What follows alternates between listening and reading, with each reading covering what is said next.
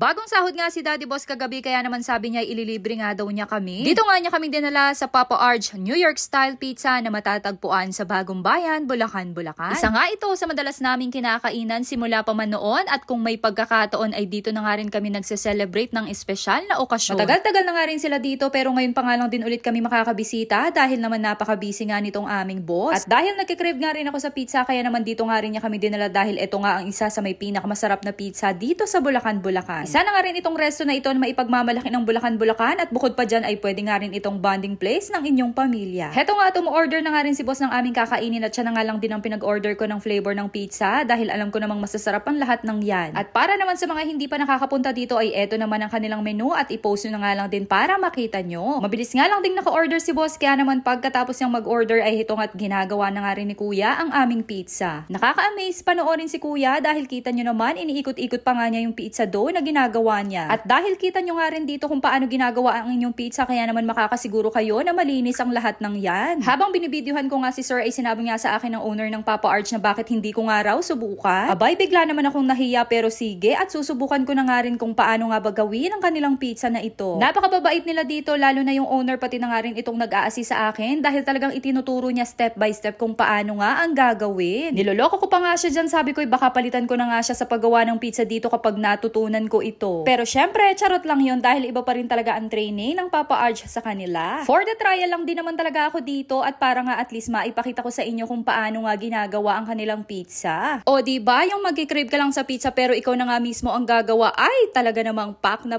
experience to. At thank you nga po pala kay Sir Arch dahil pinayagan niya ako na ma-experience ito. Etong ang in-order namin ay dalawang flavor ng pizza pero yung pepperoni side nga lang ang ginagawan ko. Dahil madali nga lang din ito dahil magta-toppings nga lang din ako dito ng pepperoni pati na nga rin ng ham. Yung kabilang side naman ay spinach flavor at si kuya na nga ang bahala dyan dahil may mga secret ingredient nga sila dyan na hindi natin pwedeng pakialaman. Charis!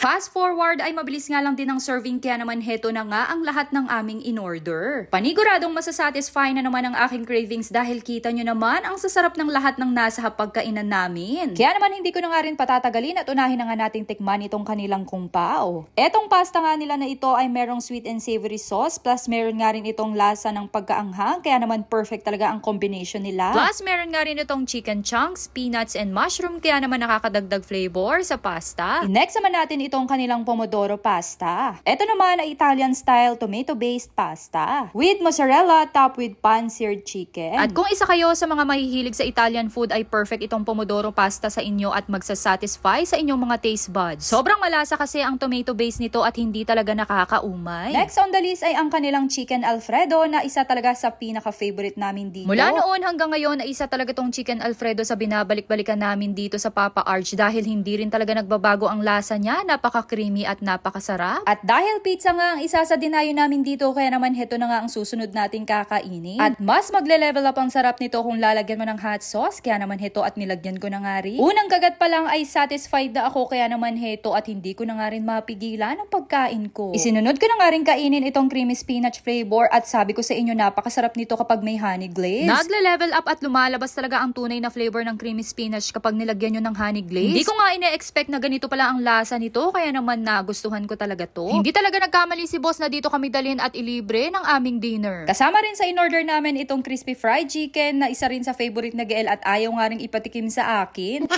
Kaya dito na nga lang din ako sa chicken ala king bowl bumawi. Ang dami kong ang gutom na mga oras na to dahil kahit nga may pasta at pizza na kami di ko pa rin naiwasang umorder ng rice bowl. Ay paano ba namang hindi sa sarap nitong chicken ala king bowl ay napasabi na lang talaga akong no diet for today. Sa sobrang enjoy nga namin ang pagkain dito ay halos maubos nga namin ang lahat ng na-order ni boss. Kaya naman hanggang ngayon ay marami nga rin talagang pumupunta dito sa Papa Arch at nagse-celebrate nga rin ng kanilang special occasion at kita nyo naman itong owner pa nga mismo ang nagsiserve sa kanila, very hands-on. Kaya naman kung isa ka nga rin sa nagkikrave ng pizza ngayon abay mag-inquire ka na dahil nagdi-deliver din sila around Bulacan, Bulacan. At kung meron ka na nga rin 13-month pay abay ilibre mo na nga rin dito ang pamilya mo at for sure akong ma-enjoy din nila. Yun lang, thanks for watching.